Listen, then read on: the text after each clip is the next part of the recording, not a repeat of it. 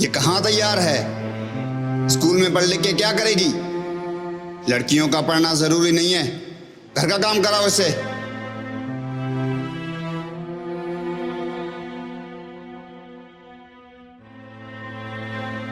अरे बहन, लड़की की जितना जल्दी हो उसकी शादी कर देनी चाहिए। ये भी एक बोझ है माँ बाप पे।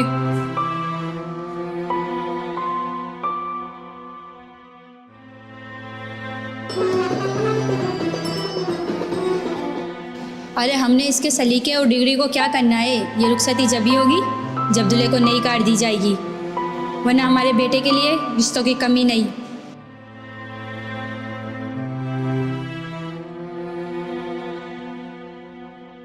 माँ, इससे मोबाइल छीन ले। लड़कियां मोबाइल इस्तेमाल करेंगी तो मुंह काला ही करवाएंगी। रखो मोबाइल।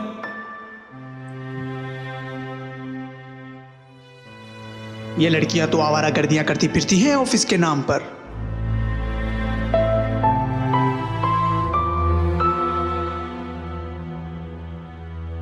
तुम मेरे साथ दोस्ती करो, कैसे गुजारोगी अकेली?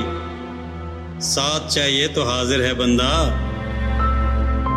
मुझसे शादी करोगे? शादी? ना ना, मैं शादीशुदा हूँ। बाकी अगर